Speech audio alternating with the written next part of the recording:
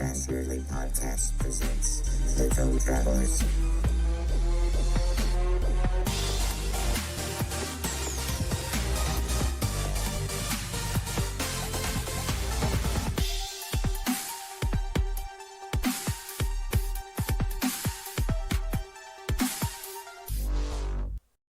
Well, hello everyone, and welcome to a new season of Tome Travelers, the original tabletop RPG pop culture retrospective show, which is a really long way of saying we like to talk about games and get people together.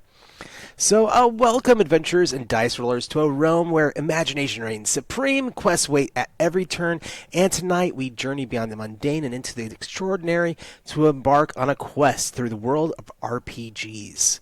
So, let's have everybody here introduce themselves, what you've been involved in, and what is one tabletop trope you've encountered in game if you think you're up for it. I'm going to go ahead and call some people out, unless I got some volunteers. Anybody up for volunteering first, or y'all want me to just call you out? I'm going to call you out then. So guess what, Anthony? You know you're up first. Yeah, I get it. Hit the big guy. So I'm Anthony Domenico, better known as Librarian NPC. I am the owner and operator of a small indie game publisher and 3D print company called Pithy Productions. I've been in tabletop games in some capacity or another as a fan in the late 90s, early 2000s, then moved into playtesting, editing, and then finally publishing over the last, 15 years or so. My first game came out in 2021 called Ghast Bashers, which is my d12 powered comedy horror inspired exactly by what you think. And since you asked about what tropes we've encountered, I think the one trope that I think everyone here has encountered at some point is the edgelord edge god. Oh, yeah, definitely. Yeah. Yeah, they're always going to find a corner. They're always going to sit there. They're always going to be polishing their weapons or armor or something else and brood. And you could see their backstory from a mile away. But at the same time, I don't think any game is complete without one. Oh, I feel better now. Uh, of course, come on, I've been in gaming long enough. I probably filled that role at some point. No, I Uh, think we all have. yeah. Well, going It's like a down, badge of honor. yeah, definitely. Well, going down the line of who I've got in front of me on my screen, and guys, I'm gonna have a couple pop-ups that are gonna happen ever so often. For those of y'all watching out there on Twitch, I'm sorry. For some reason, Discord just likes to mess with me sometimes. But we're gonna go over and Mr. Michael Ross, if you'd like to introduce yourself. Yeah, that's me. My name is Michael. I'm online in a lot of places as the RPG Academy. That's the name of the podcast I've been a host of for about 12, 13 years. I've lost count. I do a little bit of streaming. I host a small gaming convention in Dayton, Ohio each year. And I last year published my first game through Kickstarter. It is a GM-less game about bad action movies using only the best polyhedral, the d12. And the trope will mention, because I actually had this happen not too long ago. I have two boys, 14 and 13, and they both started running games. And if you try to draw a map, just sort of like on the fly, invariably it will look like a sex organ. And that is exactly what happened. He's drawing a map, and I'm like, you know what that looks like? And it was just the whole table started cracking up because it always happens. I love it. Coming up and coming around, we're going to go ahead and go then with new guest at the table. So, Connor, would you like to introduce yourself? Sure. My name's Connor Alexander. I'm the owner of Coyote and Crow Games. We started out by publishing our tabletop role-playing game called Coyote and Crow. We've since branched out into other tabletop games as well. I have a background in film and television originally, but started working in the game industry in 2014, and then started designing back in 2018. And we're about to go to Kickstarter on our latest expansion for Coyote and Crow. That launches next month. So that's keeping me very busy. Yeah, I'm seeing the Facebook ads pop up for that. Oh, good. That money's working. As far as tropes, I'm going to say I'm not sure if mine is a trope or a curse, but How many times have we all stepped on a D4? Ooh. And my God, I don't even want to think about how many times I've stepped on them. Oof, man, it still gives me chills thinking about stepping on a D4. Ugh. I get it. Good old caltrops. Well, I'm actually going to skip one person just because I want to definitely get them in there and say hello to Shireen. Shireen, you up?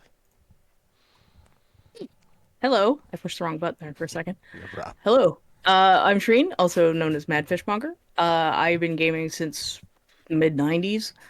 I've played all kinds of stuff. Done LARPing and I've run and played in online text-based servers. And in about 2015 or so, I started doing some writing.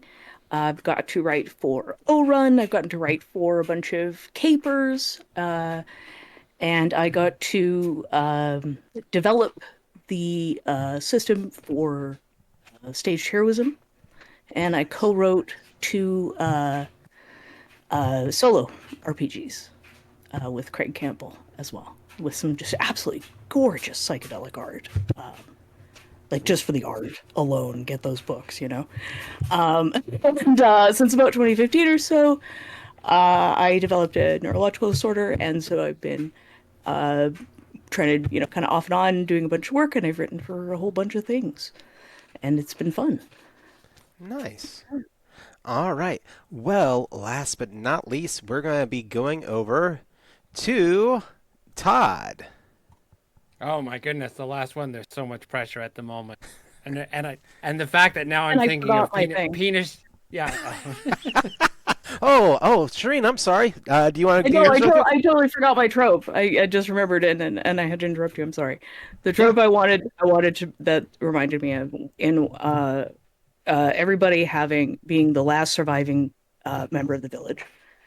There were so many last surviving members at one point that we had this running joke that there was this like a sort of entire province that was nothing but smoking ruins of villages with like lone survivors wandering around. It was like this entire, yeah. It was the only explanation for how many lone survivor of an entire village destroyed backgrounds there were. Nice. Well, Todd, sorry for the interruption, but hey, bud, let's go ahead and get you in there. No problem. I'm still trying to get penis-shaped hallways out of my head. Actually, thank you, Michael. That's gonna Absolutely burn my for a pleasure. couple of my name is Todd Crapper, also known as the Warden. And if you have ever served time in Folsom County, I am not your warden. That's a different warden altogether. I have actually been working in the RPG space in some capacity since about 2001. And I have been publishing my own games since 2012. And in that time, I've won a couple of Emmy Awards. I have been a thorn in many a player's side, which has been something so vastly proud of.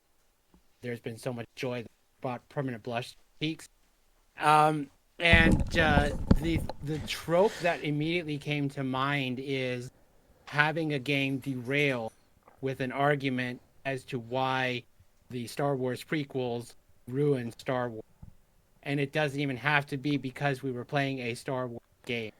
It has got to the point that actually refusing to discuss the Star Wars films is now a permanent part of my session 0. It is right up there with we will not talk about this subject matter, and the first person who brings up Jar Jar Binks permanently executed from the game. So that is the trope that I think that I've dealt with. I think that everybody can identify with, where it's just like, guys, we've lost a half an hour. We could have eaten a pizza by now. Nice. Well, going ahead and hopping in then. Hi, everyone. My name is John. I'm part of the leadership here at Rook and Rasp. I put out a game called Gutter Punk this about 2 years ago. But before that, I have been in podcasting and in Twitch streaming now for coming up on 10 years pretty soon. Ever since I was with Southgate Media Group and had a couple of different shows. Way too many different shows. But now I'm here, and I am very honored to have this group here for our panel tonight. So thank you all for joining us. And, goodness, I guess I got to do my trope. and I've experienced them all, I think. But the one that I'm going to say, I have been in a party where somebody truly stole the pants off of someone. If you've ever seen the love beloved movie by the gamers, there's this opening scene, and the thief steals pants off of a person at the tavern counter, and I have been in a situation where a player has done just that, which is why honestly I think those movies kind of resonate, is because many of us have had those experiences. But today we're jumping from the popular D20 of last episode to tabletop's role-playing wallflower, the D12. Now, the D12, in my opinion, and obviously, if you really have been paying attention, has seen a resurgence in popularity with game creators these last few years. So I'm gonna really quiz my players here, or my associates here for this panel. Of my guests who has played a D12 system game recently, besides the one you've created. So tossing that out there, who here has played a different D12 system? Hold on a sec. You can play other people's games other than the one that you made? God, no, I understand. Yeah, This is a thing? I understand that does happen quite a bit. Huh. Doing Sad it to all say, I wrong. can't think of one. I cannot either. Not Not recently, anyways. I mean, outside of what I've, again, what everyone's been saying, if it's not what they've written, I think the last time I played a D12 only game was in, I want to say, 2010. So not exactly very recent. We still have Yeah. work to do. Yeah, yeah. I can't remember playing one anytime recently, but it's such a I want to, because I want to see how it skews differently. I want to see the mechanics of it, Yeah, just the ludology of it, which I think I want to definitely hit at some point this evening, as I want to get your take on, the whys and the hows for each one of you.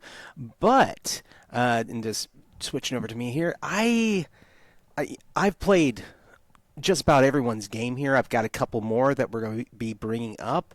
So I'm really excited, and hey, I'll toss this out there to the players here. If you would like me to ever run one of the games we discuss here tonight for one of you privately, hey, I will be more than happy to play it and run it for you. Ross, has anybody offered to run your game for you yet? My kids have offered to run it for me. It hasn't happened yet, but they have. But yeah, definitely, I would love. Which we did play my game with you, but I would certainly love to play it again. Yep. Well, that said, I mean, yeah, obviously coming around to this, I want to hit our D12, our discussion for the night. The retrospective flashback. This is part of what we do with Tome Travelers, is we discuss where certain things in gaming come from, and why they are what they are, but and give a little bit of an idea of where things come from. Because in Tome Travelers, we've talked about Shadowrun, and we talked about the era in which it was written or created, because I think that gives a little bit of the flavor of why the game is the way it is when we talk about the era that it comes around in. And this time I want us to hit some dice and discuss that before we actually start hitting individual properties. So where did the D12 come from for, in this discussion? We know that, like the D20, the shape has existed since the Egyptians and then the Romans. But it is believed that the D12 has been used in various cultures. It's been used in fortune telling to represent the cycles of the moon. So definitely there is that out there. But in gaming, now this is a weird one. The D12 was first used or patented in games in 1900 Common Era by a person named V. Mapes, who I can actually find absolutely no information on. I don't know who they are, what they did, besides the fact that they patented a D12 as a part of a game. And the idea was it's 6 D12. And each face is a different card from our common card suites. And, all the faces add up to try, as you roll all the dice, get a hand for poker. And that was their overall concept. There are no working models of it. I've gotten to at least see the patent itself, but that is as far back as as I could find for gaming. But that's not really useful, and I don't think any of us are going to remember anything from that time. So instead, we're going to look at when it was used in role-playing games, and the year that really comes up, that sticks out, is 1977, which for me is the year after I was born, and it's a much easier day for most of us really to talk about. So, going around, bringing it up, what are other famous events from 1977? I would love to get your take on it, if y'all have memories or thoughts on any of these. So how about Jimmy Carter becoming president was in 1977. Any thoughts on that? I mean, because for me, I'm a slight Jimmy Carter fan. I like the idea of a president that even after he left office, he actually did something.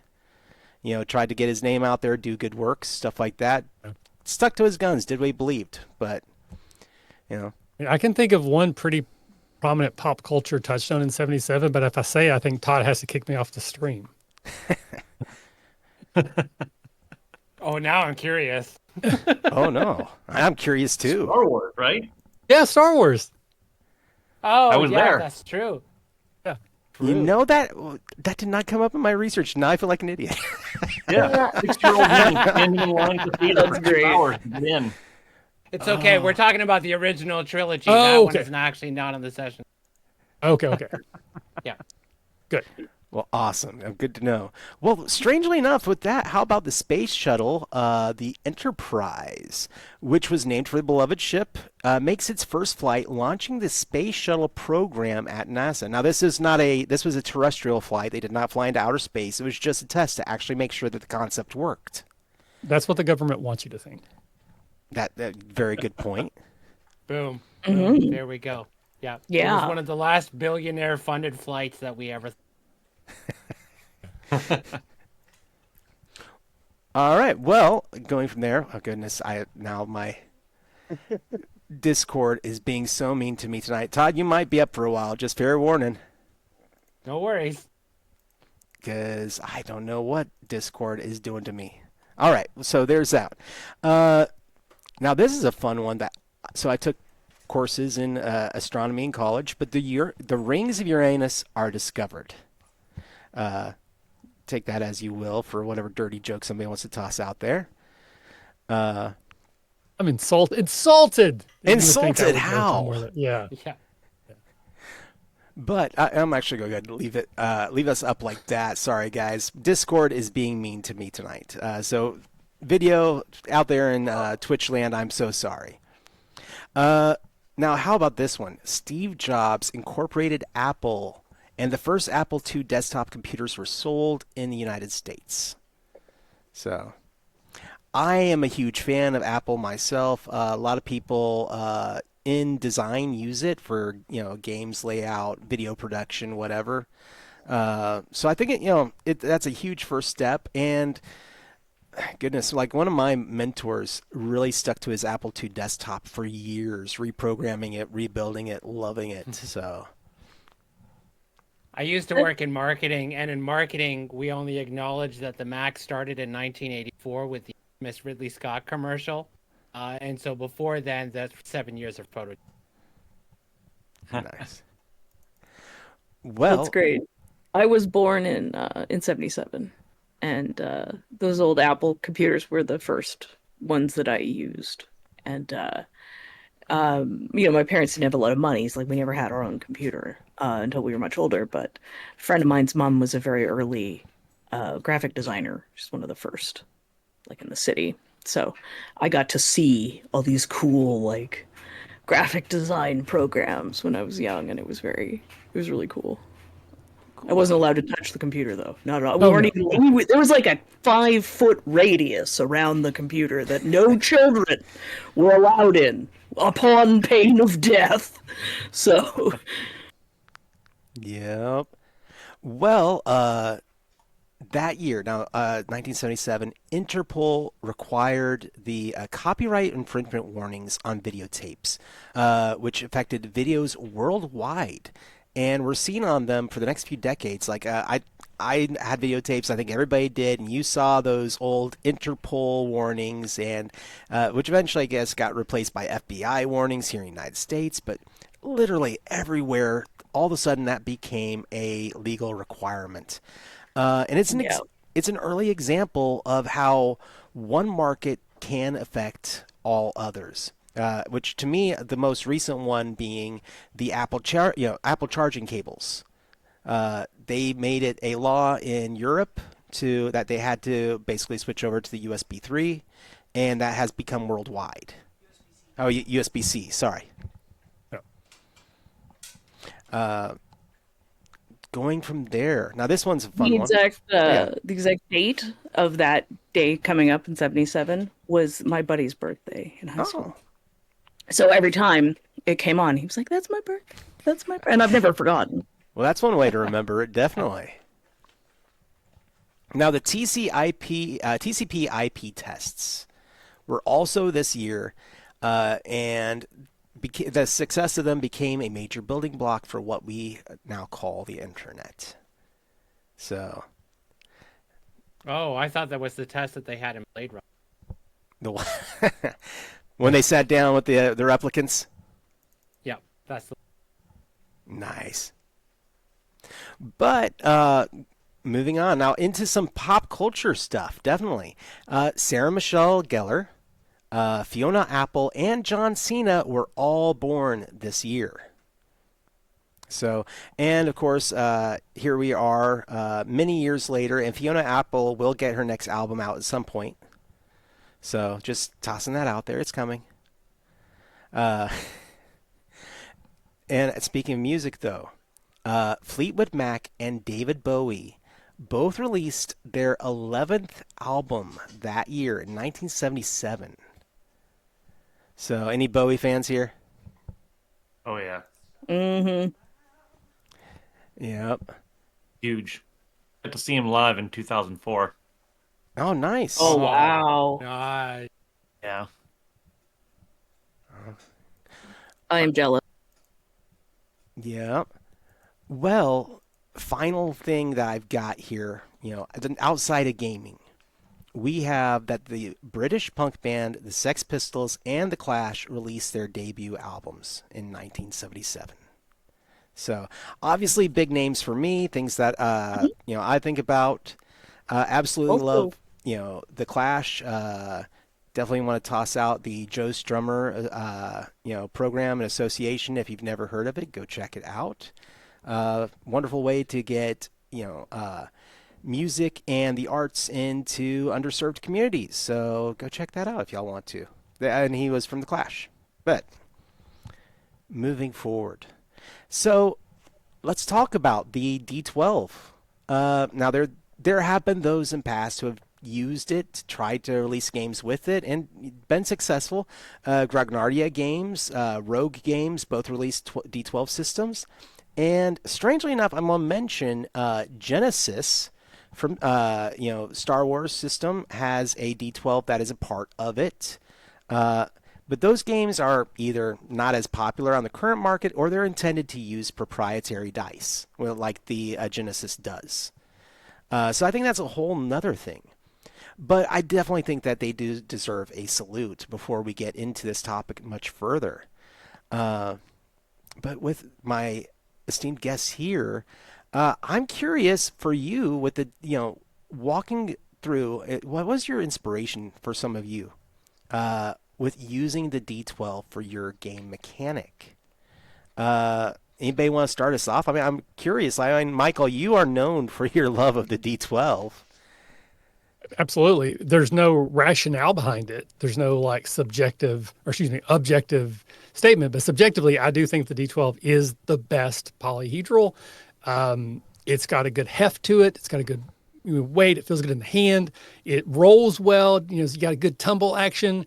And I just think it's, like, again, just for the vibes, it's just totally the most fun dice to roll. So the basis of my game was literally how many D12s can I get people to roll before they realize I'm just screwing with them?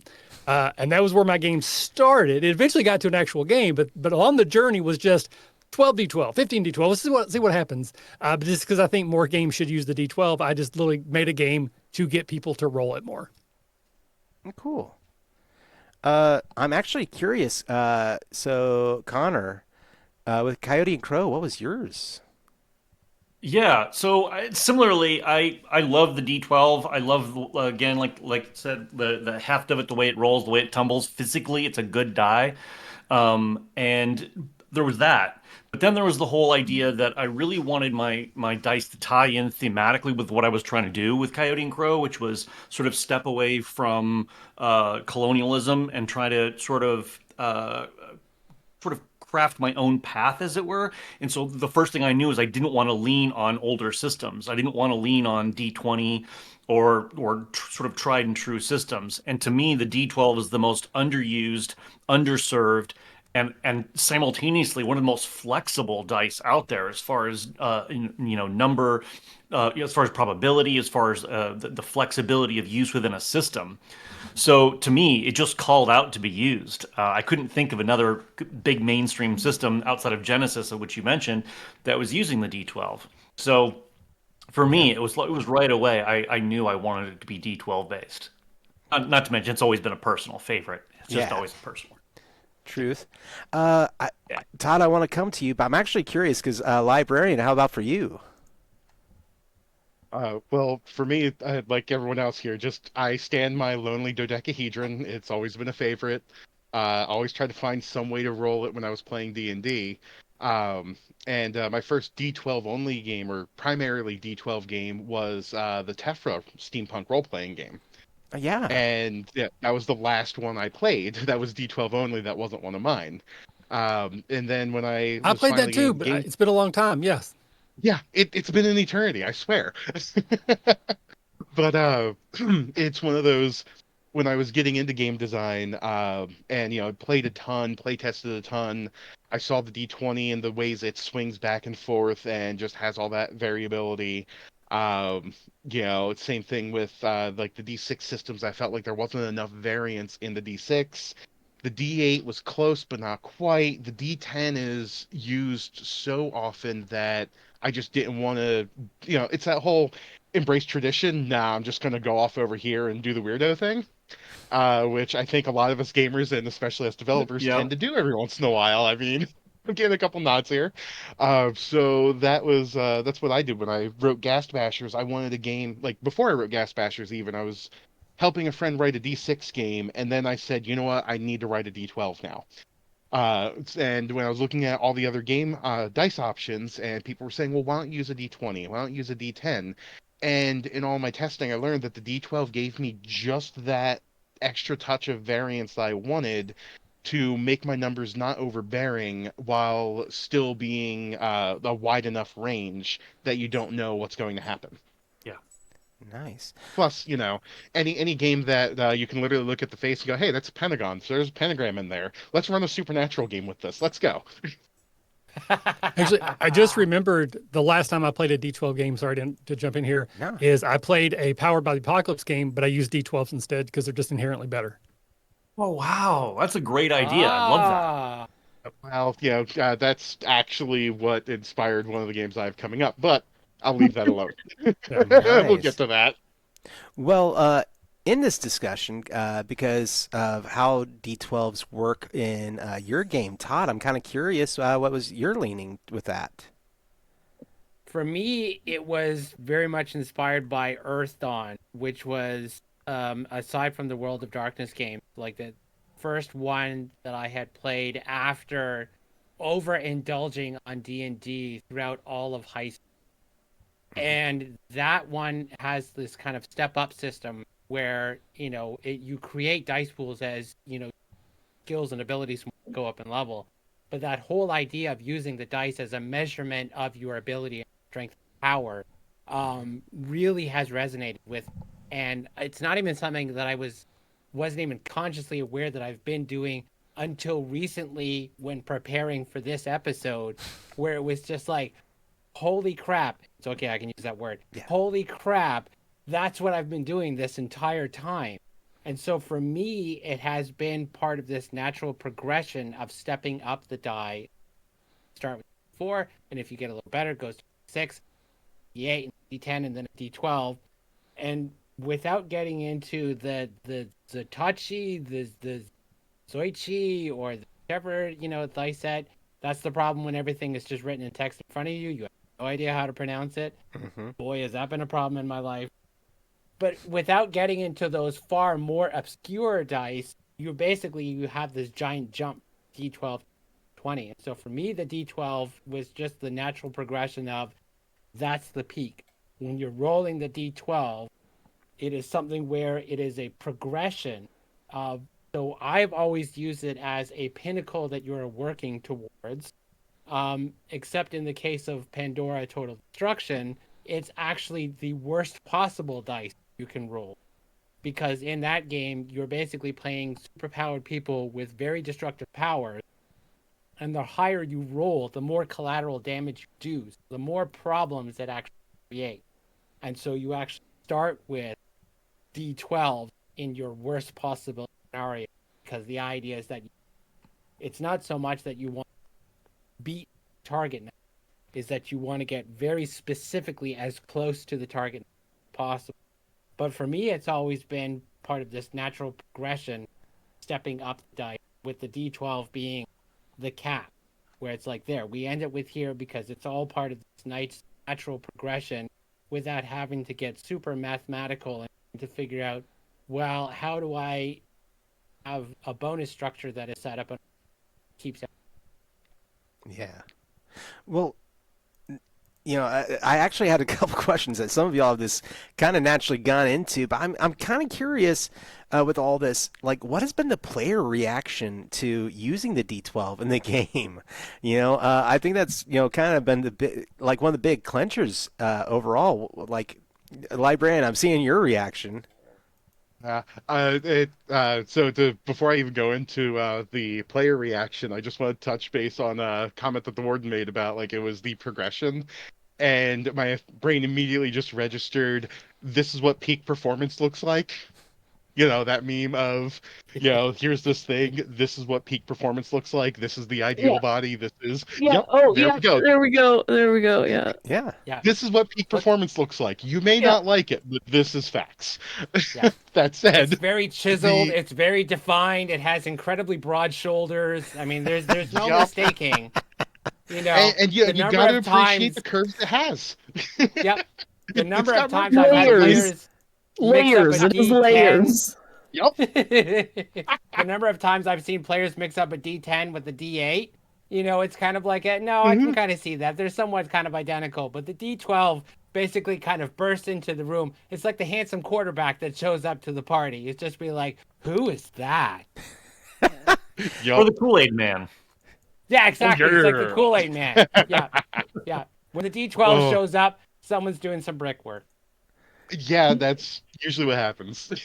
But to go back to the original question before I derailed it, like I tend to do, I'm sure I'll do. I think the player reaction started off with, "What the hell am I doing?"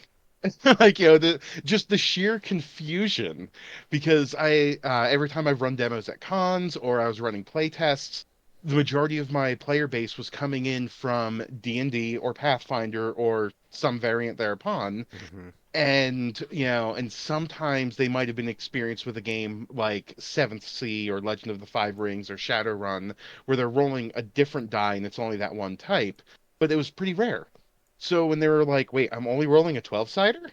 Yep, you're only rolling 12-siders. You're rolling up to 5 of them in this case. And they're like, wait, what? And it was harder to explain the use of the D12 than it was to explain that they were rolling low instead of rolling high. Because Gas Bashers is a roll low, not a roll high, which is its own learning curve for some players. But the D12 is usually the bigger shock than the roll low. Yeah. Anyone else on That's that? On the interesting. topic.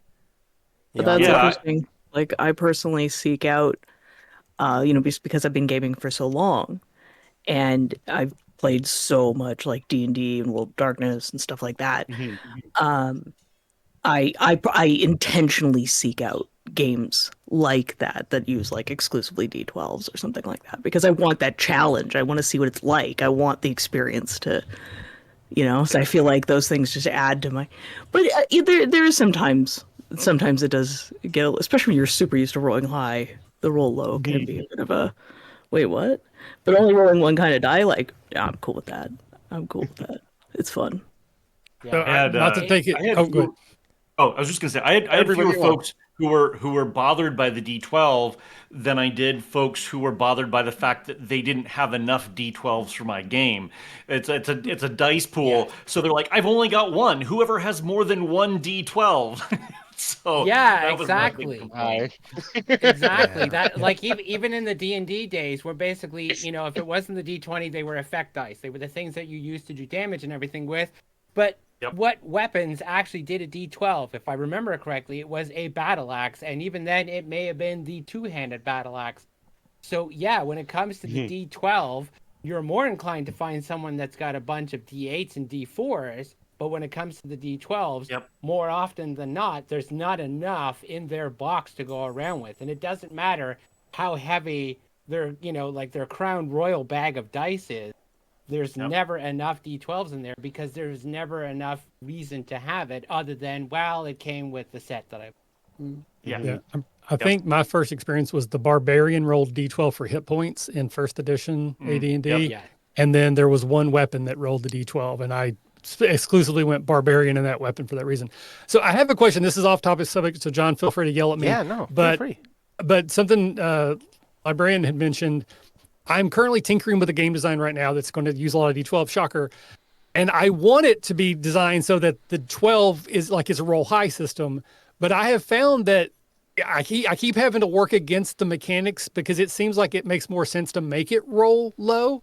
Is that just me being dumb, wild? Like, is there any mathematical or mechanical sense to that? Because like I'll have other No. dice that people will roll, and maybe the D12 is like the target number. So if I roll a 5 on the D12, I have to get higher than a 5 on the D8. But as I'm trying to like go through the different permutations, it seems like rolling under makes more sense. But I want it to be over because I want that 12 to mean something. Hey, I Because mean, I in don't my again. experience, yeah, I'm just gonna hop in because Sure. I kind of started this. Sorry, not sorry. Yeah. So I went with roll low on gas bashers because of how I built the rest of the mechanics, where you're actually your stats are what you're rolling under, and that number goes down as the adventure progresses. So it gets progressively harder to do things the longer you push your luck. So rolling low made sense for that. And some of the other ideas I was kicking around, roll low still worked because I was cribbing from things like the Modifius 2d20 system, Dashwarzog, the Dark Eye from the German game there. I was just looking at those. And I'm like, okay, roll low just makes sense. And that's also because I wanted to go against the whole I rolled a die, added a mod, and this is my ungodly number, and that's it. So that's why I went the route I did. But my next game, or one of the games I'm working on, Wea Boomers, uses 2d12 added together rolling high, and your goal is 13, specifically 13 is going to be your ideal number, or any number divisible by 13, because of the nod of old school anime usually having 13 episodes or being divisible by 13. So, Ooh, and cool. again, that's where the D12 comes back in, because when I was looking at the idea of here's a gimmick I want, what die can handle it? I'm like, maybe I could do a 3d6, I could probably do a d20 or so, but the d12 just really drove that home for me. And most of the other games I write, the D12 is still the highest die you will roll because, again, that is peak performance, whether you like it or not.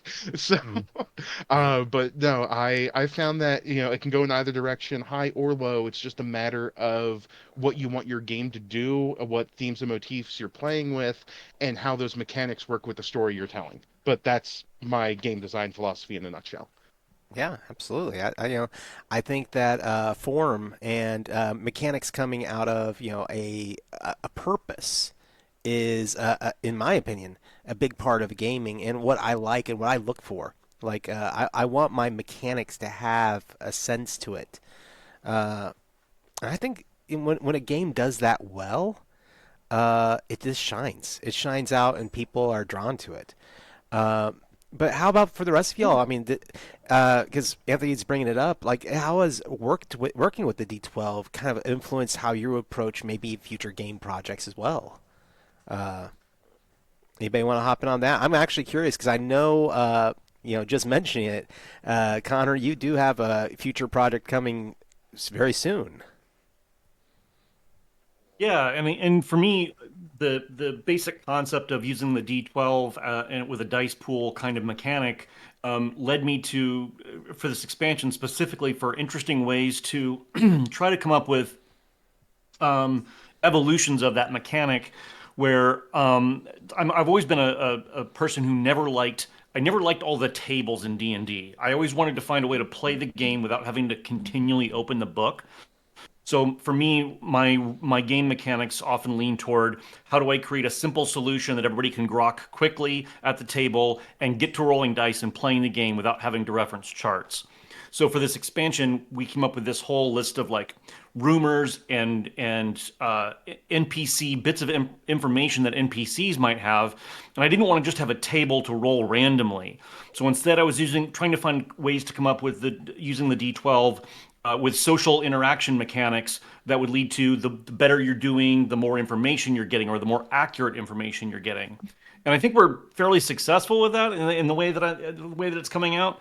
But I just again going back to that number variability with the D12, I think for me it's crucial because it it's divisible by so many ways. Like just mathematically, it really lines up. It's by the way, it's also the reason that in world the people of Coyote and Crow use a duodecimal math system. Is that I wanted the number 12 to be important to the characters as well as the players. So the people of this world use a base 12 math system.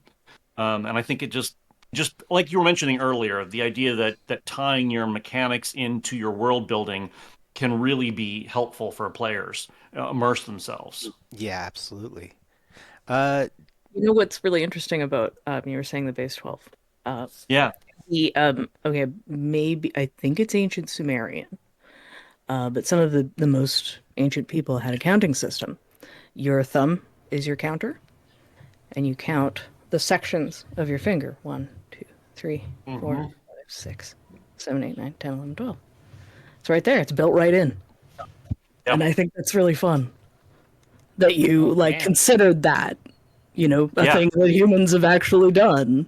And they were able to build like a really complex mathematical system out of that.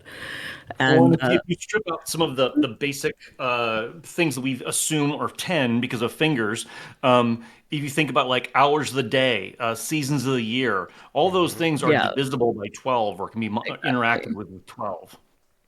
Yeah. Mm-hmm.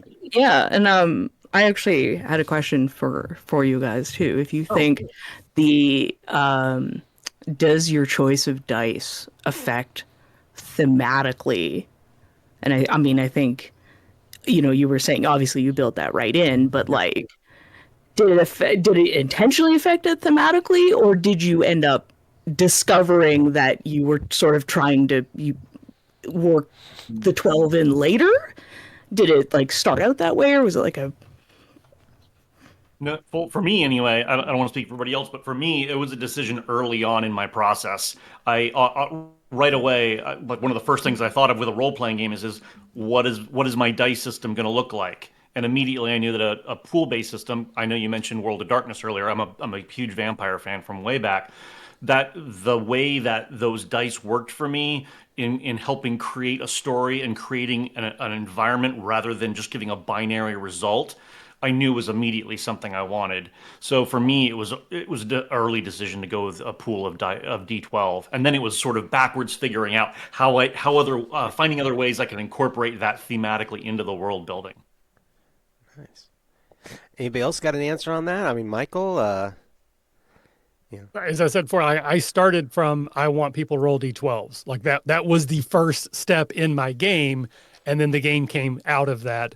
Though it did influence the name. The name is Action 12 Cinema. I'll plug that here. And that's just because it's supposed to like inspire like those old Saturday afternoon action movie blocks you might see on like TBS, WGN stations. But 12 could either be the station because I think 12 was my WGN station as a kid, but also the D12 dice. So Action 12 Cinema That's D12 literally, awesome. without the D12, my game would not exist. I wouldn't have made it if Mhm. there wasn't a D12 in the world. Yeah. Nice. But do you think would you consider the D12 a very serious dice? Or is it like kind of wacky, or is it a Oh, horror dice, or is it like I a think it's universe? the Is misunderstood there a loner. theme? Yeah. Yeah. Exactly. Yeah. The weirdo in the back of the Right. cafeteria that nobody really talks to. It's the That's hero we yeah. need. So Yeah, when stuff happens, that loner is going to step forward and save the day. for sure. I like it. You know, Yeah, personally, I can't help but think that the way that the D20, like I have a D20 tattoo on my arm, and the idea behind that is just be like, if somebody sees it, I'm going to know if they recognize what it is and significance way. And that was back in, I hate to say back in the day, it just seems to be part of being 50. Yeah. But it's like the D20 was kind of this symbol of the role playing culture. And because it has become so prevalent, so pervasive, in my own personal opinion, and now that, particularly with the success of Critical Role and just D&D as a general whole, being able to find mostly D20 based games in a bookstore, and then also to going to the 2000s with D20 boom, glut, however you want to look at it, depending on the year that you're looking at from, it gets to a point where now the D20 is a much more recognized symbol. And so now it almost kind of feels like the D12 has become this almost kind of like counterculture aspect within the tabletop RPG community, in the sense where it just be like, oh, I'm sorry, you're still just working with D20s. Well, we've moved past that and we have And on my gone level, to the yeah. D12. Yes, exactly. It's just been like, that is so adorable that you think the D20 is the one and only way to resolve matter. Let me sit you down and show me the D12. Truth. I know you think of it as Yeah. the battle axe die, but it actually does so much more. Mhm. So I do think, and especially too, because now there is so much opportunity for people to make games, like in the indie space and stuff like that, crowdfunding and so many other resources and everything that's available. You really have to start thinking outside the box in order to do something that's neat and that stands out in a way that just isn't clone of something else in some way, shape, or form. Where you're not just like, well, it's like this, but our feat system works different. Kind of like, yeah, but we kind of did that 10 years ago. Just seems to be a part of the design evolution. And when you think about the fact of the D12 being the overlooked one, it just kind of seems natural now to just be like, okay, well, now let's really pay attention to it. It's kind of like it was the neglected child in the dice bag for the longest time. And now, like any parent who suddenly realizes that they haven't been paying attention to the D12, now we're really overdoing. And now we're super focused. And in doing so, I think we're starting to see that it is much more stable, especially when you're working with dice pool mechanics, anything else like that. The D20 is now just suddenly just way too kind of wild. It just seems like it's just been there and it's done that. I think we've done about as much as we could possibly do with the D20, other than my game is based on whether or not you can take your D20, throw it out the window without breaking glass. That's how you know if you succeed. I think that's the only way that we can do something different with it at this point. And now there's this big, shiny, well-musculared D12, as we've clearly established, in this size kind of way.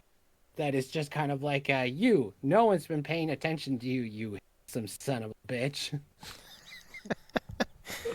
Everybody gets a turn, or else. That's Yeah, right. that's right. Yeah.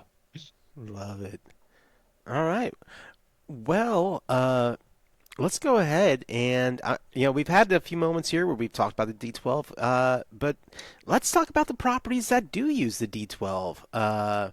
And in no particular order. I mean, some of us have tossed them out, but I definitely want to get them out there and kind of get everyone a chance to kind of do a plug. I do have a few others from other D12 publishers that are current, but who would like to kick us off? Well, I'm totally shameless. So my game is Action 12 Cinema. Again, that's amazing art on the cover. It's a D12 with Spaceman coming out of it. Yep. It is a D12 dice pool system. And essentially, you're playing, it's a GMless game, use all kinds of charts. The D12 is used pretty much throughout the entire, it's the only die you roll it all the time. And you'll create an outline of a bad action movie. And then you play through that. Basically, whatever you say happens. The dice just determine if what happened actually moved you forward in the scene or not. So it's very, improv friendly. 12s explode and they do all kinds of cool stuff. So when you roll a 12, this is like the most amazing thing in the world, and you get to roll more dice. But there's a meta level built in that whenever there's a mistake, and you just wrap that into, well, we lost the permit, so we had to move locations. The actor got fired, so that's why the accent's different. So all the things that happens in a normal game where you forget things or just whatever, that's built in to be part of the humor of the story. So these are bad, not good. These are bad action movies. Yeah. So you get built-in plot holes, basically. Exactly. Yeah. It's built in and intentional when that happens, rather than I just can't hold an accent for more than 2 sentences. Nice. So when it's you available say now bad, in you print. you mean misunderstood. Basically, when you say bad, you mean kind of like, underappreciated cinema. Underappreciated, definitely. Yeah. Excellent. All right. Well, who else wants to toss out a property? Or if you want me to, I can toss out one of the ones I have over here. You should probably toss one out so it's not just us. Well, that's true. Yeah. Well, how about... space them out. Yeah. Well, I'm going to toss out then the One Ring. So, a lot of people... I kind of like this game, and this is the Cubicle 7 version of it, which the property has now traded hands off to Free League. So Free League is now publishing it, but it is an RPG. It's owned by the UK board game company Sophisticated Games, which develops and packages all non-movie The Lord of the Ring games under a license from Middle-earth Enterprises. So huge, absolutely huge property, and their primary title is the War of the Ring mini army war game. I don't know how many war gamers we have here. But, at Adepticon, I believe that they really took off this last year. I mean, everybody's kind of branching out some from, Warhammer. So that one's really catching it well. But this is a phenomenal game. It does use the D12. It is a roll under system. And I think the artwork, layout, everything is a beautiful game. And... who doesn't want to play, kind of a Hobbit or Lord of the Rings? There's something about the Tolkien universe that, whatever you think of it, they're problematic as it is for how its age. It does have a place within the gaming community and the fantasy community that kind of love it. So that is one game that does use the D12, I have not taken a good look at the Free League game, but I was a huge fan when it was with Cubicle 7 and some great writers that worked with them. So definitely tossing that one out. So next up, who would like to toss in? I'm game. I'll go for it because it's been put on the list and I've been seeing it pop up over these last couple of weeks of prep. So Pandora Total Destruction, which is the last one that I've published. Oh, and look at that. And John's even holding up. Oh, and look at this to show how prepared I am for everything. Look, I'm going to hold up a copy. There you go. Boom. So Awesome. Pandora, as I've mentioned before, is a game of overpowered supers who are learning to actually control their powers. And one of the main inspirations of it, like anything in geek culture, was based on a tirade that I got into all of a sudden one day at a con breakfast where I was saying, it was just like, how can you say search your feelings and suddenly know how to shoot lasers out of your frickin' eyeball?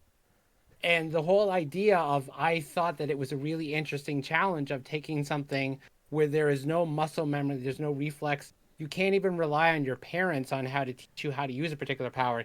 Even if they themselves are superpowered, how do you learn how to control turning yourself into fog or some kind of that? And so the idea behind it was I wanted to create something where rolling over the target number was actually worse than rolling under the target. And so in this particular case, it's basically the d12 is quote unquote the worst that you could possibly roll when it comes to power, because you're rolling a die that represents the type of action that you're taking, which you assign a die type to it. D12 being the worst, meaning it's like this is the one that could get out of control. So there are 3 different action types: conflict, protection, and there's interaction. By assigning the D12 to one of those 3, you're determining which one of those 3 situations you want to be the most problematic character. So if you want it to be something where protecting other people is where you have the most trouble with, that's where you would actually put the D12. And then everybody, when you start the game, you have what's known as overpower die. And it's basically, oh, you're using your power for that? Add your overpower die to the roll. And it always starts at D12. Over the course of the game, you will take on training scene where you will have the opportunity, if things go well, or even if they go okay. It's not like, as soon as you roll over, that's it, and that's failed. You're allowed a certain amount of havoc, which basically the more you roll over the target number of havoc you create, which are points that you basically spend on these various options. Too much havoc, and no, forget it. This is not going to go well. Do not consider this success under any measure whatsoever. But a couple of points of havoc, it's doable. Sure, that business owner is going to have to make a large insurance claim before they can reopen again. But that still means that you're able to shoot Dr. Evil and thwart their efforts for just a... So it starts as a D12, and you're able to start lowering down as you're able to progress over the course of until you get to a point where the goal is to never get it where you have absolute control of your power, because there's this great evil that's starting to build, and so you've got a bit of a time crunch going.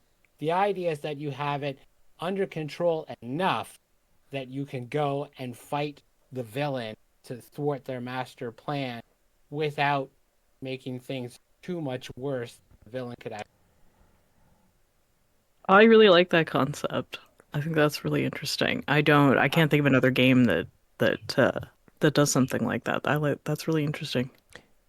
Yeah, that's good stuff.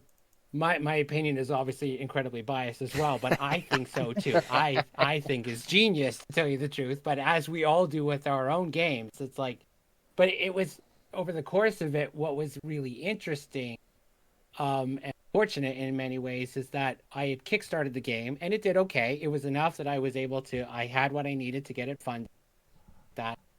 But in the course of it, up here in Canada, where I live, and ironically enough, where I was born, is when the residential school dilemma really came about, and because apes were discovered, and we as a country started coming to a reckoning with. Todd, you might have to repeat that. I think your audio cut out there a second. Yeah. Did my audio cut out? Yeah, Okay. when you started talking about the residential schools, yeah. Okay. The government cut you off. You're telling secrets. I was just gonna say, actually, It's just like, I wonder who that is. So when the residential school crisis came about in Canada here, when there were mass graves that were starting to be discovered, and we as a country really were kind of slapped across the face, and finally had to come to a reckoning with our own past of colonialism, and this quote unquote education system. At that same time is when I discovered that my great uncle was actually part of what was known then as the Ministry of Indian Affairs, and he had a more direct involvement in the residential school system. He is actually listed 3 times in the appendix of the Truth and Reconciliation Commission that was published several years back. And so right after, I had just crowdfunded this project, and it was like, because in Pandora, if you display empowerment, as it's known in the game, you are forced to attend these institutions. Well, the parallel was unmistakable. And so it was one of those things where I really had, to face the issue of, well, do I completely change what this is all about? Or do I actually lean into it and say, no, this is a thing where it's like, this is an opportunity to basically take a supers RPG and use it to basically discuss forced institutionalization, which is not just a residential school thing. Take a look at the Uyghurs in China and sure, other kind yeah. of areas like this. There's so Yeah. many around the world. And so it was like, and so in doing so, having the D12 and this kind of sense of you want to be able to get out of this institution, but they won't let you unless you meet the perfect definition of citizen.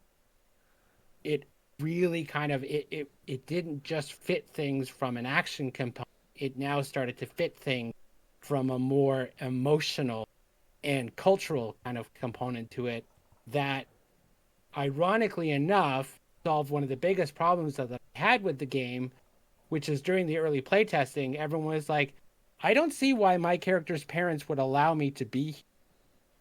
Like, I'm sure that, like I could just file a complaint, I could call a lawyer, I could call this agency, and I'd be out of here in a heartbeat, and all these people would be sued. I don't understand why they would allow this to happen.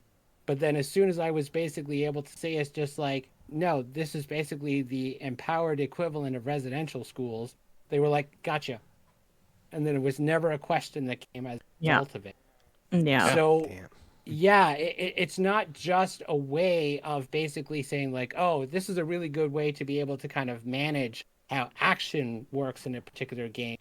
It is basically a way where it creates a controlled but yet still wild enough variable to create these social, economic, cultural issues that you want to put into the game if that's what you want to do with it, versus something that is really kind of neat and tidy, D6s or D8s or something like that, far more controlled. The D12 has just enough range to it that you can do things with it. Compared to just like seed slash. Yeah. All right. Well, I'm going to go ahead and I'll mention another property then that does use a D12. Just, in the sake of, I also do want to take a brief moment because it is kind of we got on a heavy topic there a moment. Is everybody good to continue? Yeah. Everybody good? All right. Oh yeah.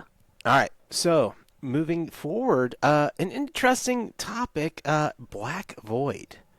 Black Void was a game that came out and was put out initially, Modifius. They didn't own the property, but they helped with the distribution of the game. And in this game, you embark on an epic journey through these are their words. I wanted to use their words since I don't have anybody on here to represent them. But embark on an epic journey through a treacherous and mysterious cosmos in the immersive role-playing game. As a descendant of Earth's survivors, navigate a vast universe filled with exotic life forms, eccentric beings, and otherworldly entities. What Black Void is. Going back to the time of ancient cultures, Sumerian, Babylon, things of that, the Earth is destroyed. So the Earth is utterly wiped out, and through cosmic portals, humanity makes its way to another world. The Earth is destroyed. It does not exist. And you find yourself on an alien landscape amongst alien races, being an alien yourself. So the gameplay is kind of scientific barbarian meets Call of Cthulhu, is the best way I can put it. So you got cosmic horror, but at the same time you have this idea of alien worlds, far-flung ideas through the cosmos, but yet you are still grounded in a time period that definitely we're talking pre-colonial times. We're talking a really different mindset that is hard for me to wrap my head around even. But the concept is very very motivating. And Black Void is now out on its own. I actually was kicking myself earlier because I know Mitchell Wallace from the Weave the Tale and a few other things. He was their rep for a few years, and I should have called him up and got him on the show. But is what it is. But they again are a system that uses the D12, and it is, I believe, a roll high system. So. There is that one as well out there. And now I'm going to toss it back to our esteemed panel here. Toss another game out there. Who wants to go next? I can go next because I have unless Connor, you already have your book you in got hand. that book in your hand. I saw. Yeah. Yeah, I don't have mine. Go for it. Yeah. Got to throw my own out there. Yeah, Counting Crow D12 system, dice pool system. Certainly, if any of you have played any World of Darkness or Vampire, you're going to recognize the general idea there of the success pool. I tried to keep it slim and more skill focused rather than stat focused. So most players are rolling 2 to 3 on average, 2 to 3 D12 plus a number of D12 equal to their skill rank in a related skill to that stat. So you end up rolling around 4 to 6 D12 at a time. It does have an exploding dice element, so we have two colored dice in there. There's standard dice and critical dice. The critical, if you get critical, you get not only a double success from that die, but you also have the chance to unlock story events or special abilities for certain weapons, things like that. And I tried to keep it, like I said before, I tried to keep it as table friendly as possible, keep the story going as fluidly as possible with as few stops to check rules or charts as possible in the game.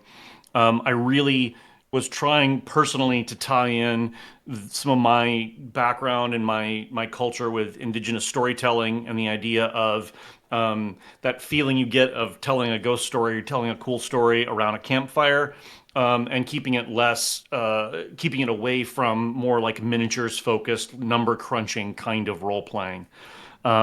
Which again, I think the D12 is just wonderful for. I think it's as we mentioned before, it not only has that variability, but I think unlike with say like 2D6, you don't have as much of a bell curve to worry about, right? You've got just as much chance to roll a 1 as you do a 12. So you can parse that out a little bit more. And have a little more variability within that same framework, as where 2D6 you're going to start running into problems really quickly, or maybe not problems, but you've got a different set of variables to be working with 2D6. You have to build around the fact that you're going to hit the metal more often. Yes, exactly. And I didn't want to overcomplicate it. So I think sticking with the D12, where you've got, that's the other thing I wanted to call out that I don't think anybody's mentioned yet, is we were going as much as we could for accessibility. And so I love the fact that the number faces on D12 are really easy to read. There's no counting pips. There's no trying to figure out on a D4 like which number's up. It's nice and simple and easy to read. Truth. Very true. Well, awesome. That's really cool. I really love I love games where I get to learn about culture too. Like I love games that involve, some depth. Same. Because I get to pick up on I get to learn something new, and that's awesome to me. I love that. And I'm the whole World of Darkness thing, like that was, to me, having experienced only like fairly heavy, D20 games with very crunchy rules, and then all of a sudden, I opened up this vampire book and it was like, I was like, it's about acting. And okay, so you roll some dice, and then you act, and then you roll some dice, and then you act, and I was like, that's what I want to do. I don't want to I don't want to do math. I want to play.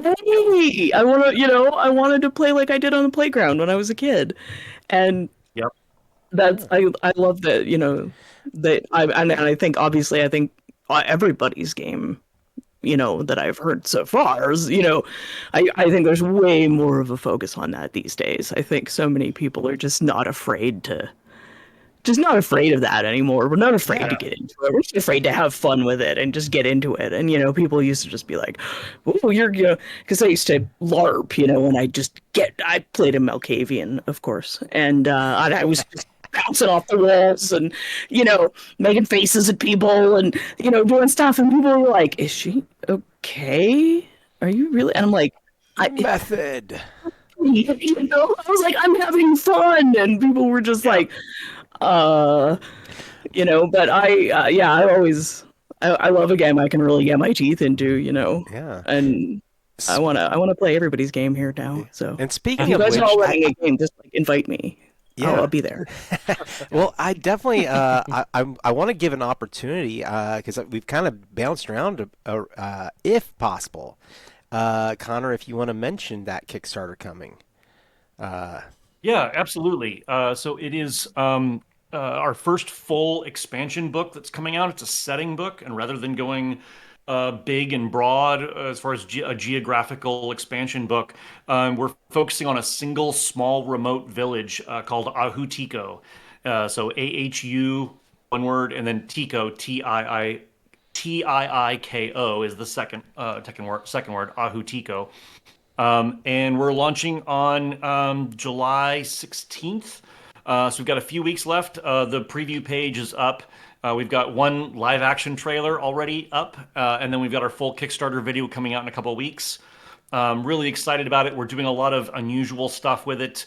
It's a mystery book that is meant to be a series of locations, story hooks, mysteries, legends, and lore kind of mixed in, but it's not sort of a linear story adventure like a traditional, say, like a D&D module where you're going from point A to point B.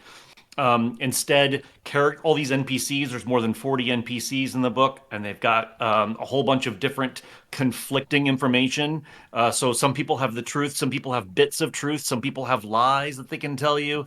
And there's also a lot of hidden information in the game. There's a whole cryptographic thing we've done in the book where one of the characters has hidden cryptographic information that will lead to clues online, multimedia clues, everything from music to extra art and all kinds of stuff. Oh, So that's I'm so really fun. excited about it. that sounds exciting. Cool. Nice. Cool. Yeah. Cool. Well, before I get to our last property that I can talk about, I wanted to toss it to Anthony and Anthony let you talk about your game. All right. Well, I actually have a double header here, because there's one that is already fully produced, in print, ready to go, which is my baby Ghast Bashers, Hmm. my little quirky book here. It's, as I mentioned earlier, it is my D12 powered comedy horror role comedy. That.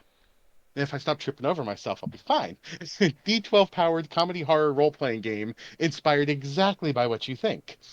So it's a game that I wanted to write that combined elements of Ghostbusters, SCP, Warehouse 13, The Librarians, where you are paranormal inspectors and exterminators, as the case may be, and going out and trying to deal with the various supernatural elements of the world.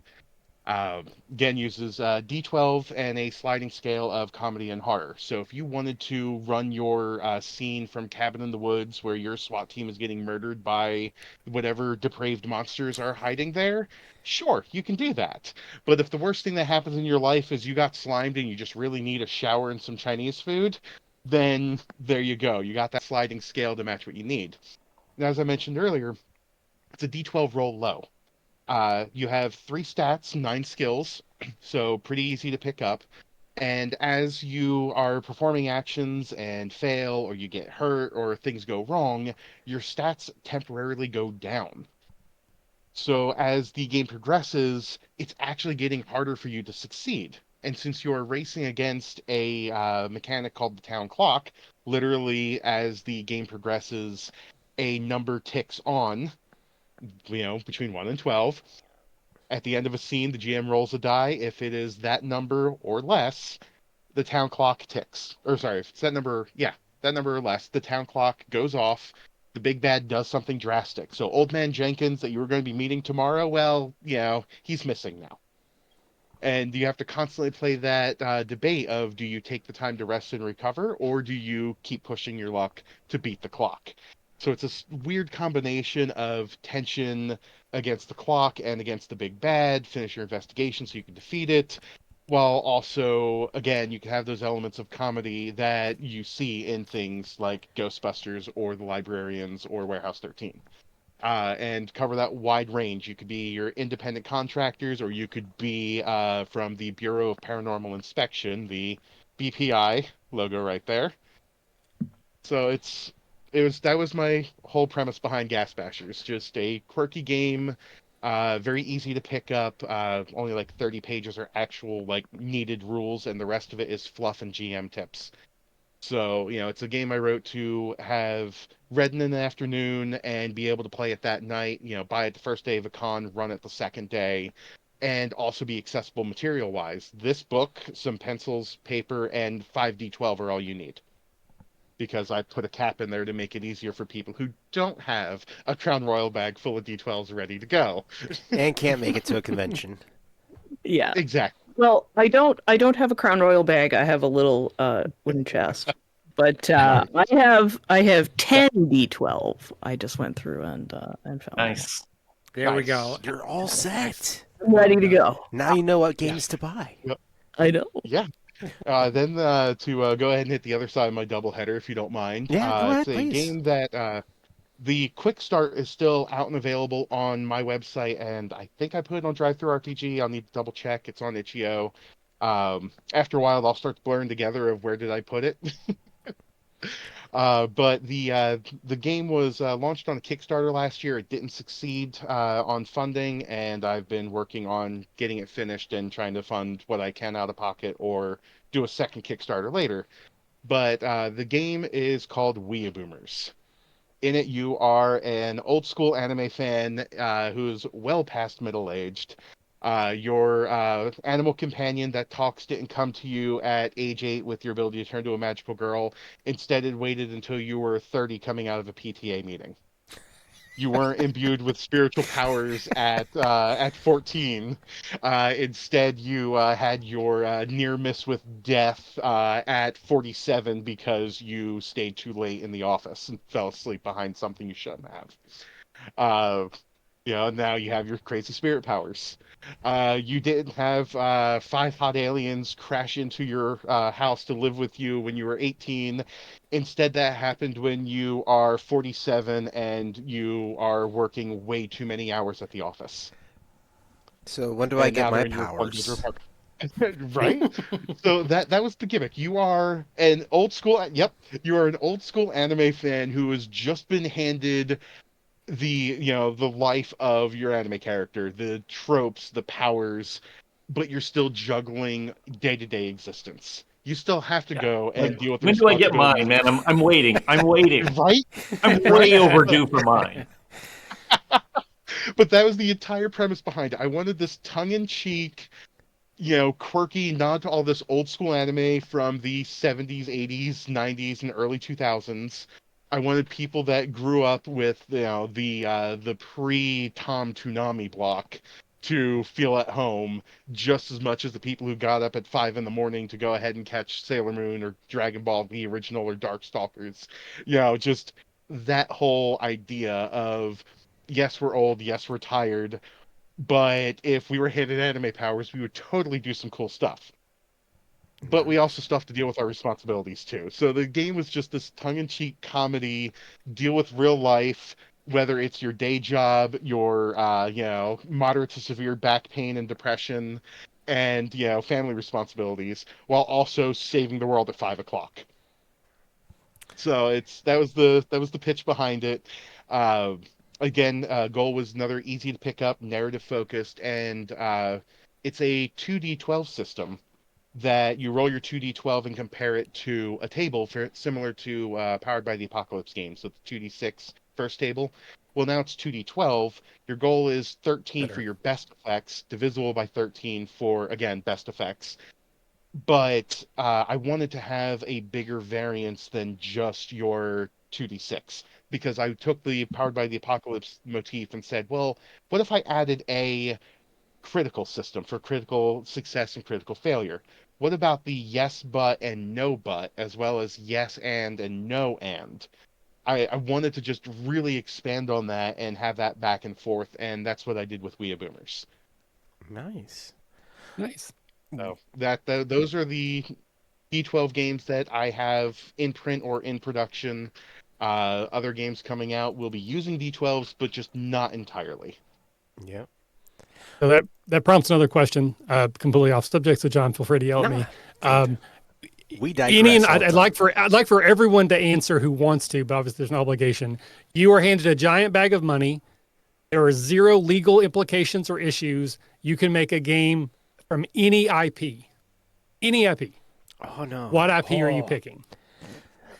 Ooh, Oh, my that's brain I tough. can't even immediately handle that know. I question. immediately know, and it's one I've actually already been trying to like muscle in on behind the scenes, and I'm almost there.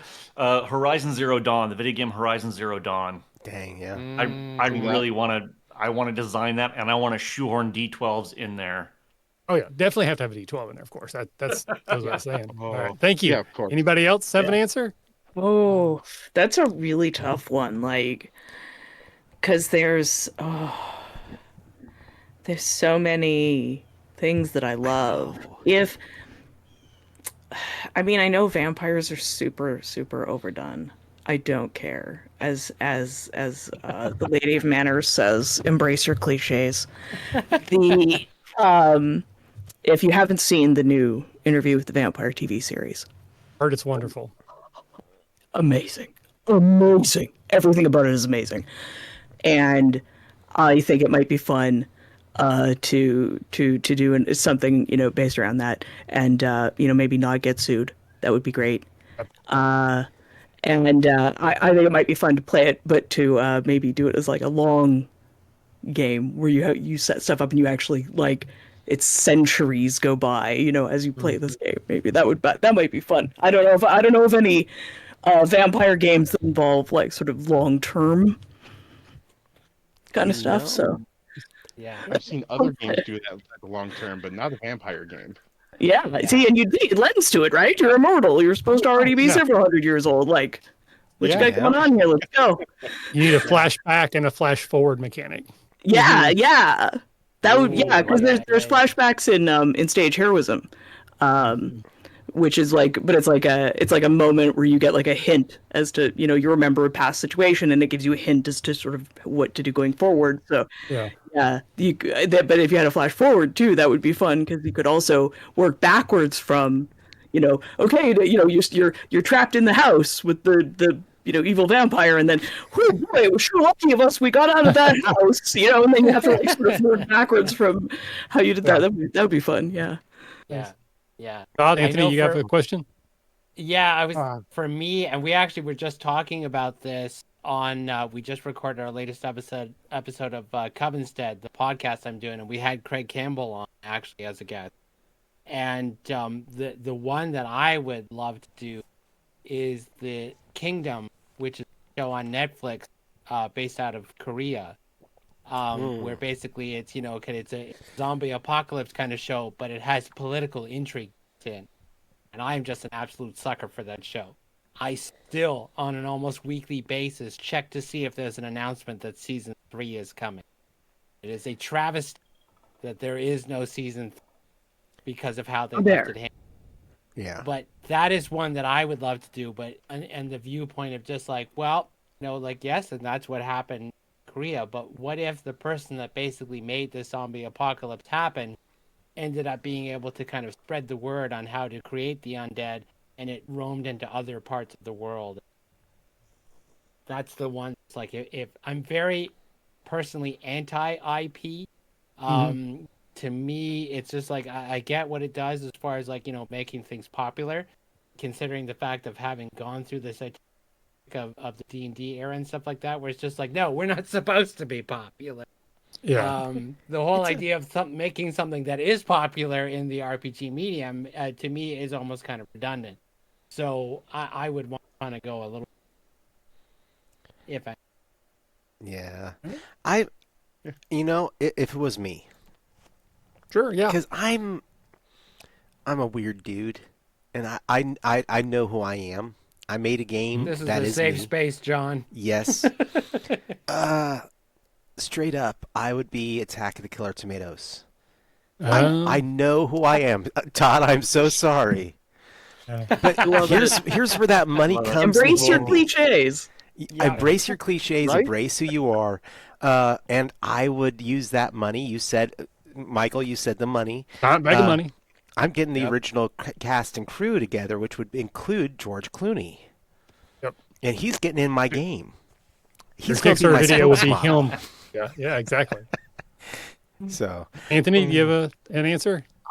I'm actually at a toss up between two. The because one of them is very niche, and the other one is a different type of niche, but at least is more mainstream.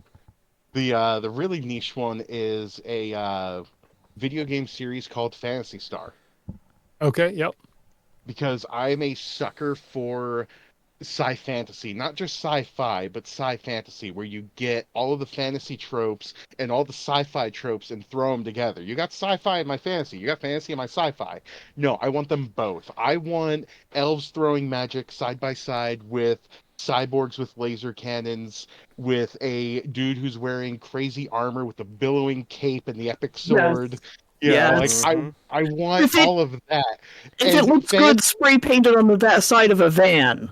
Yeah. Yes. And the Yeah. thing is, like, Phantasy Star, like, leaned into that. Like, it was, like, it really changed things up because if I remember correctly, it was the first RPG, video game RPG published that had a female protagonist. Like, Oh, it nice. made some ripples with that. And then the franchise has grown in crazy directions over the years, but it always had that sci fantasy element, and the lore of it is all over the place. Like if you actually try looking at the old lore, there's time travel, there's interdimensional stuff, there's bioengineering and magic. Like it's just all this great stuff. I'm like, this would be really fun. I want all the lore, so I'd use that bag of money to get all of the lore that we never got, so I can go ahead and actually properly publish a game. But the other side of the coin is a different fandom of mine, which is Japanese tokusatsu. So I'm talking like Kamen Rider, Super Sentai, Oh, yeah. Okay. Ultraman. Mhm. Like, one of my games, Dualities, was inspired by that. And the first game that I wrote with a friend of mine was Prisma Paladins, which was part of a bigger project we were doing for Tokusatsu, because we both really love Kamen Rider and Super Sentai, and would of course became American Power Rangers.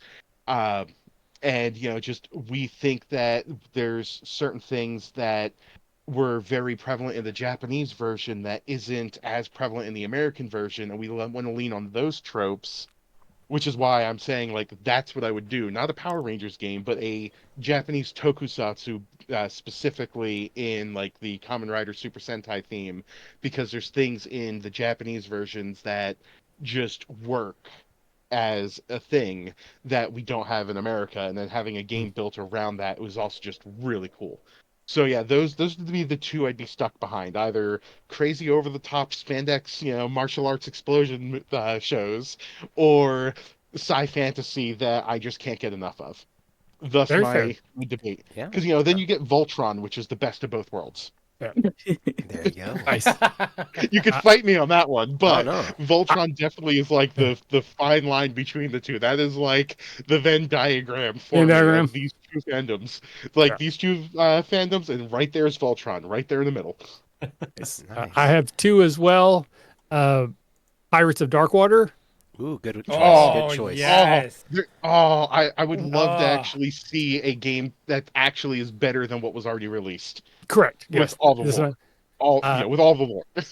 And if not that, Wacky Races, the old Hanna-Barbera cartoon. Yes. Oh, my God. Yes. That would be Yeah, so much fun. Oh That would god, be that would be bonkers. I love it. Like that old Toon Yep, yep. RPG. But like Muttley and wackier. Yeah. yep, Yeah. Wacky Races. I think that's an IP that is Oh, ripe God. for exploitation. I mean, Absolutely. merchandisation. Yeah. yeah.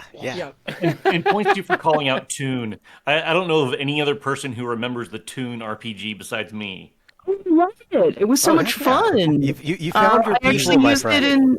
I used it in college. I went to college for youth care, and I did a presentation on how role playing can help with socialization and it can help with bonding and like group cohesion and that sort of thing. And there's a kitty.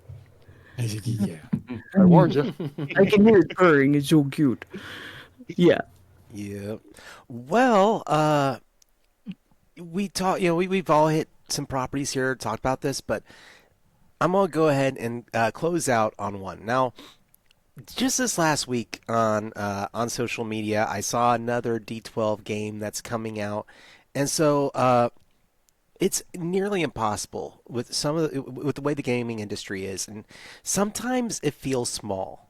Sometimes it feels small. You're like, you look at certain properties or certain ways of rolling, and you're like, okay, we're just on the coasts, and then you get out into the deep waters, and there's no way really to cover every game that is out there and coming out, or is about to come out, or has come out.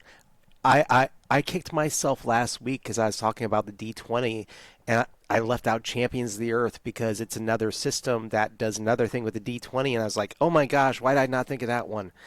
Uh, but so D12s, like I said, I think this is a dice and a mechanic that is going to see a resurgence in popularity, especially mentioning this property, and that is Daggerheart. If y'all have not heard about Daggerheart, it is coming out from Critical Role. It is one of their systems that they're putting out, and the way it plays out, you have 2d12, one dice that is called Hope, one dice that is called Fear, and you roll them together, and the impact of what you're doing it impacts your character based on that. And it's that duality of the forces of hope and fear playing out that affects the character. Now, how popular this game is going to get, it is Critical Role. I think we're going to see a lot. I've seen tons of reviews out there, like seriously on YouTube. Just I can't cover it as well as some people out there have. It's getting tons of press right now. So if you want to know more about that game, go literally go check it out. But if that big a group is saying, hey, the D12 is something, I think y'all are kind of pioneering it. Honestly, I'm gonna say that, getting a chance to be the ones out there leading that charge. So, We're the hipsters. We liked the D12 before it was popular. Yes, exactly. Yes, that's right. Yes, that's right. Recognized. Exactly. So, with that, closing out the show for the evening, I would definitely want to thank all my guests tonight. Thank you for coming on. Thank you for chilling and nerding out with me and having a great time. I would love to know if you've got anything else y'all want to mention, any place where people are going to be able to find you. I had planned myself at being at Gen Con and a few other things recently, but I made the announcement this last week. I've got a few surgeries coming up, so I will not be on the con scene this year probably. So, but that's me. What about the rest of y'all? What are y'all going to be up to? Well, I'm getting ready for Gen Con. I will be running games for Nerdburger Games there. So I'm going to be running a Capers game and some staged heroism. So you want to, and the staged heroism game is about being a retiree in an exclusive retirement home for supers. But you start to discover that something is afoot. But you have to. But the rule, of course, is that you are retired. You are no more shenanigans. So you have to solve the mystery without endangering your spot in this exclusive seniors resort. And I've run it a couple of times, and people have a lot of fun with it. So I'm really looking forward to Sounds great. what'll happen at Gen Con. Yeah, and Yeah. is it the same general as what you ran for the IGDN charity stream? Yeah. Okay. Awesome. Yeah, that one. Yeah. I'm going to be running that same system. So don't look at that. Don't watch that video. Yeah, If you're not allowed to. it won't turn out the same anyway. But Right.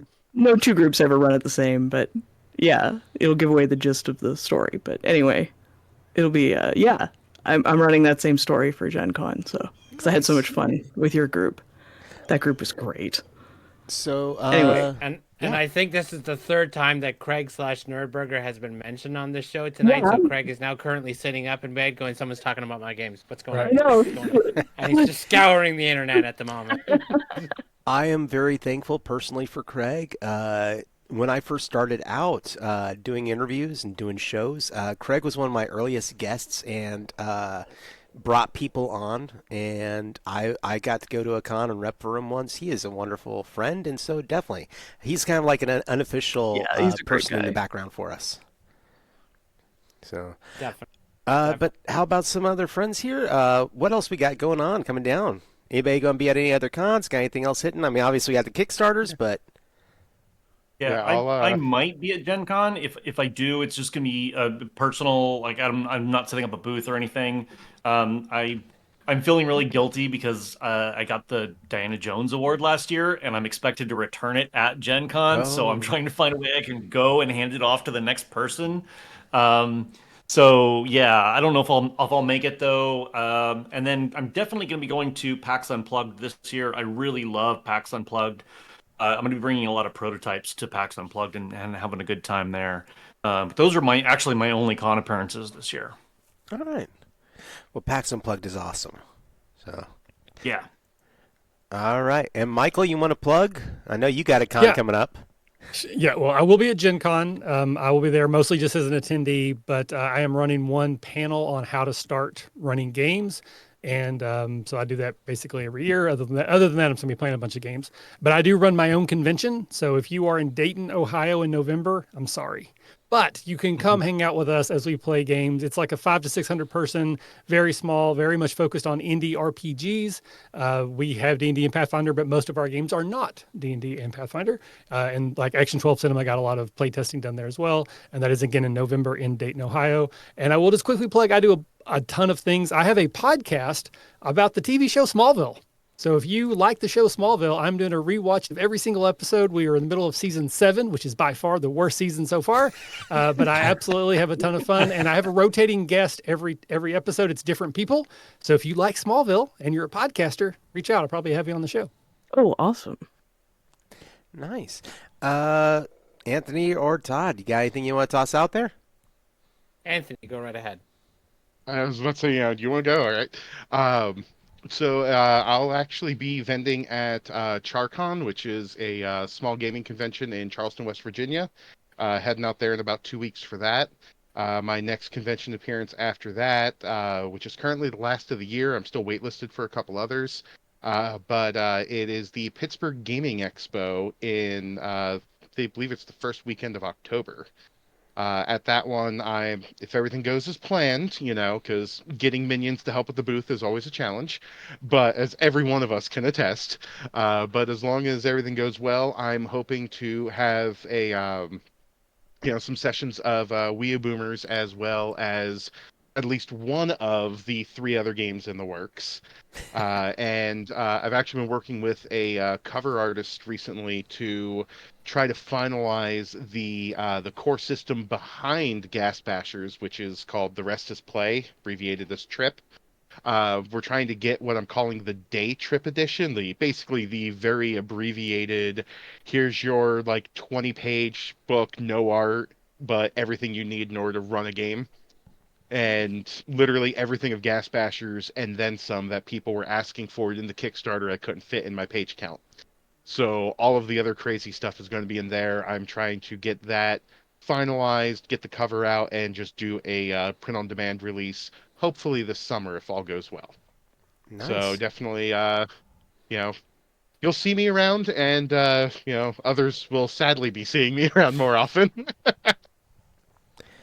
All right. And then over to you, Todd. I'm not going to be going to any convention because right now I've been working on this year-long kind of journaling LARP that I'm basically tentatively calling "What the hell happened to my life and what does my therapist have to say about this?" It's probably never going to be published, but it's basically just kind of a personal journey. I've been, going through a few things at the moment. But it's I've actually got a vacation coming on next week, and with absolutely no plans whatsoever, I have suddenly found myself really exploring the idea of making new additions to things that I have worked on before. So I'm basically getting back into the habit of actually plugging away on some, new slash old projects, kind of getting that ball rolling. So to it with the hope that to use the D12 metaphor, that if I were rolling a D12, that it would explode, and then that D12 would explode, and then that D12 would explode, and then that D12 would explode, and then eventually that there would be a 1, the floor would collapse underneath me. Awesome. Well, friends, other than that, plugging for the channel really quick. So, Tome Travelers, we do release the live video uncut to our main channel, and then we put out the edited podcast on Rook and Rasp Podcasts on YouTube. You can use the YouTube podcasting app in order to be able to listen to all of them. This includes a lot of our old material from some of our original shows, such as the Dice Voyeurs, Tome Travelers, the original Seriously Let's Play, and a few others you can find there from my old Southgate Media days. And then this is our newest show that is going up there, but it'll be a abbreviated kind of video. If you want to, I would really appreciate a like and subscribe on that channel. We're just kind of bringing it back. It was kind of more just a repository of everything we had done in the past. So now we're actually going to try and use it. But with that said, I think the next thing we've got coming up is going to be, we have Star Trek returning. We have Smuggler's Blues, our Star Wars. The Redemption podcast has come to us with a side quest story that they are running after their 8 or 9 year long podcast that they did in the Star Wars system. So yeah, those will be coming up here pretty soon. And then cannot forget, after Gen Con, Seriously Let's Play Season 5 is coming out. We have a series of 8 actual plays that are going to be put out for various indie properties, including one from a member here. So Todd is going to have one coming out. And please be sure to check in with that. And then I don't know when, I don't know where, but I guarantee as part of our Seriously Let's Play, which we have done for the last 2 years, we will be doing our IGDN diversity sponsorship marathon that we do every year. Last year we raised over $1,000 for the diversity sponsorship. Let's do it again. All right. Well, everyone, thank you so much for coming on, and guests and people out there in chat, thank you. We hope you all have a good evening. Night, everybody. Thank you. Bye-bye. Fast Yearly Podcast presents The Tome Travelers.